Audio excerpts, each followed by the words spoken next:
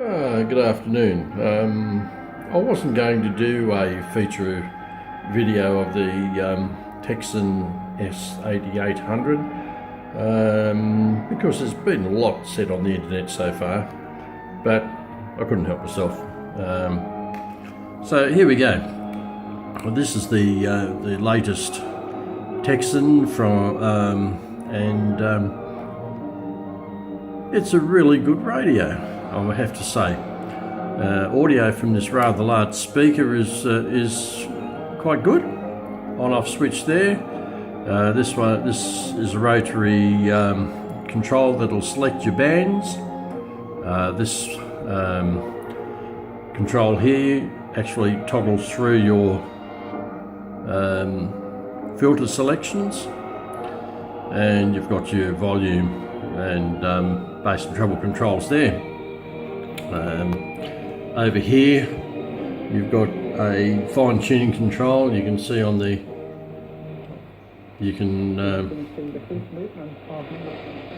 increment by 1 kilohertz on the shortwave band.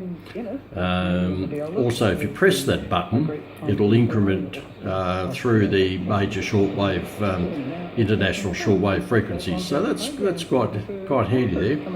Here you've got your main rotary tuning control, and one thing that's if you ever have any problems with the radio and it plays up, you very carefully remove that control, and there's the reset button in behind. That you get a sharp pointed instrument like a paper clip, and you can reset the microprocessor on it. Over here you've got, I'm going to try and see that, memory, and then you can set your various memories through that button there, and below it you'll notice you can turn on or off the long wave band. I've always wondered about that, why they bothered with that feature, but perhaps somebody can comment on the bottom of the video.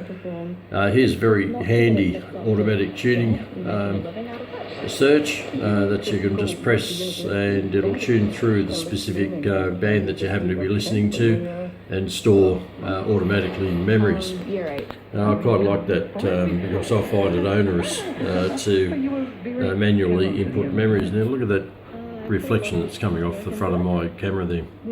Up here, up the top, of course, you've got your alarm and time setting. You can toggle there between on your display between your alarm time and your local time, or UTC time, whatever that you happen to set the radio at.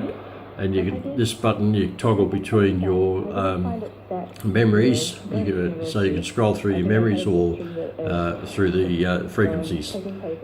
Here you've got FM stereo or AM normal, and beside it you can see if you can select upper and lower sideband, and if you hold the control down you can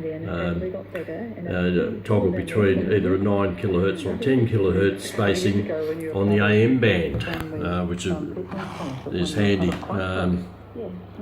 Carry strap up the top, and this side I'm actually looking into, it's a bit hard to see, isn't it, with the bright sunshine in the background there, so I'll just go through it. You've got a switch there for internal and external antenna, your switch there for DX local, and your line out left and right channels there, and stereo via your earphone down here if you're listening to FM stereo.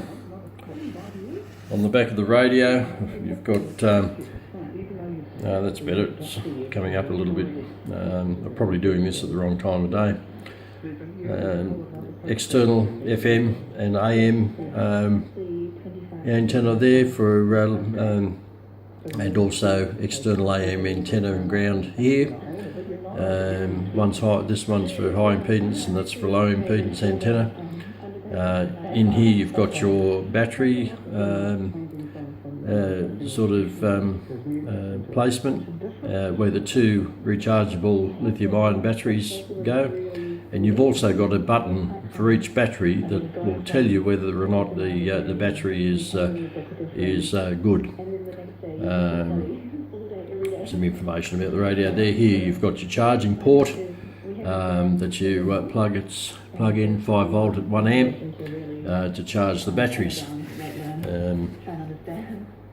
As you can see there's the serial number, so it's I'd say it's by the look of that 2017 and the month of October, and probably the 1st of October, so it's a fairly recent model. Nothing on this side of the radio, nothing on the top. So there we go. That's it's quite a feature-laden radio, and as I said, I quite like it. It seems to be extremely sensitive, especially on the shortwave band and the FM band. AM's pretty good actually. I know there's been a lot said about AM with this radio in the past, but I think perhaps Tecsun have done a little bit of tweaking with AM because of an evening, I really can't fault it. It performs quite well. I've put it up against a few of my good AM radios, and you know, it's reasonably good. Probably a little bit noisier. But anyway, yeah, you can see I'm listening to 13730 kilohertz, which is Radio New Zealand International. And you can see it's quite a good signal there. And with this radio, you get a very, very handy. Now this really makes the radio. It's the remote control, and with the remote control, you can actually direct input the frequencies, which otherwise you wouldn't be able to do. And you can see there's a lot of other functionality on that remote control. And definitely a very, very worthwhile addition to this radio. So if I just go, for example, I'll just go, you can point it at the receiver.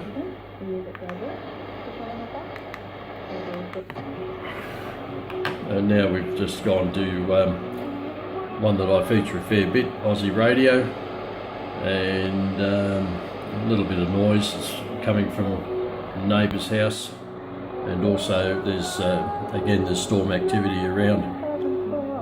So, but other than that, it's quite good. I'm thoroughly enjoying this radio. Some things have been said about it not having a synchronous detector. I don't think it's particularly necessary, and I think with the DSP chips that they're currently using, I think you know, adding the synchronous detector to the radio can be more problematic than useful. So in some regards, I'm quite pleased that this radio doesn't have a synchronous detector. Other things I'd like to see is actually to be able to control the burn time for your light. I think it's set at about 5 seconds, and before the light automatically goes out. And it would be handy to be able to control that a little bit more. I'd like to have seen a RF gain control on it, but you know, it's got the attenuator on the side of the radio, so I suppose that takes a little bit, but nonetheless it would have been very handy to have that control. But no radio is perfect by any stretch of the imagination, but this one seems to be quite good. Very, very little, if any, soft muting, which has been plaguing DSP radios in the past, so I think the new chip that they're using in these radios certainly negated a lot of that. Single sideband capabilities is superb, and yeah, I thoroughly recommend this radio for anyone who's looking for a good radio and wants to get into shortwave. Okie doke, and I might close now by saying that this radio was supplied by Gary Pratt from Tecsun Radio Australia, and if you visit their website you'll certainly get some more information. It's definitely worthwhile supporting somebody who supports the shortwave radio community. I hope you've enjoyed tonight's video, or this afternoon's video I should say. It's bright sunshine outside and 35 degrees Celsius. And until next time, cheers.